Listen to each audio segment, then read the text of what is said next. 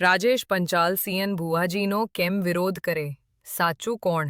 જુઓ આ વિડિયો. હવે આપણે જોઈશું સીએન ભુવાજી શું કહે છે. જય માતાજી મિત્રો, હું સીએન ભુવાજી, મા સતીનું રજવાડું મોરાલધામ.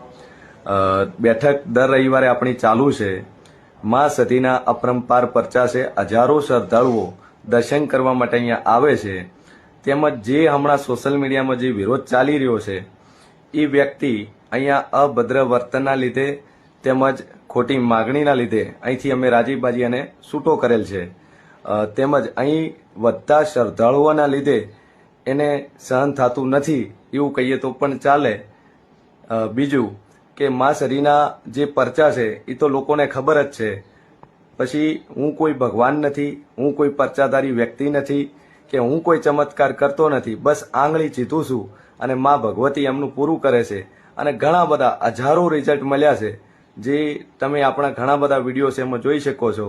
બીજું જેને જેને મા સતી પર વિશ્વાસ છે એને ટોકન સવારે.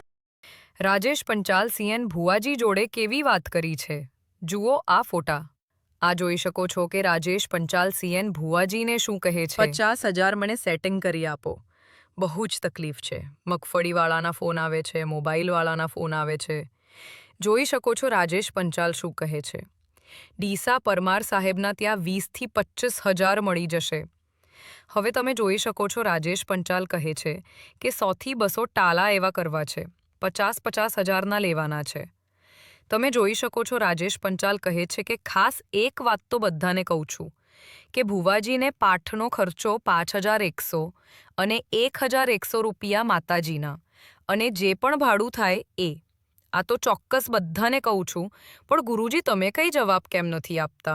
આમાં તમે જોઈ શકો છો રાજેશ પંચાલ કઈ રીતે લોકો પાસેથી પૈસા લીધા છે.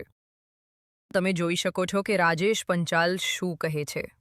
પોતાના વિશે: હું મારા મમ્મીથી કંટાળી અને ફરું છું. મારી પાસે 3 બાળકો છે, મારી ઘરવાળી છે અને મારા પપ્પા છે. પણ મેં એવું વિચાર્યું હતું કે મારા લીધે કોઈનું નામ બનતું હોય તો કેમ ન બનાવીએ. સંજયને પૂછજો કે તને કોઈ ઓળખતું હતું, તારું નામ કોને બનાવ્યું. હું એવું કહેવા નથી માગતો કે મેં બનાવ્યું, પણ વર્તન વાણી હોવી જરૂરી છે. કિસ્મત લખાય નથી, આવ્યા કિસ્મત આપણે લખવાના છે. મારી જોડે બધું જ છે અને હું ધારું દર મહિને જેટલા રૂપિયા જોઈએ છે એટલા કમાવાની તાકાત છે. પણ ના, એનું પણ કંઈક કારણ છે. વધારે અભિમાન નથી કરતો. બનાસકાંઠામાં એવા 10-12 પોલીસ સ્ટેશન છે, ત્યાં જઈને ખાલી મારું નામ લેજો તો પણ તમને અનુભવ થશે. પોલીસ એમ કહેતી હોય કે રાજેશભાઈ, અમારે તમારી જરૂર છે. આ ફોટામાં તમે જોઈ શકો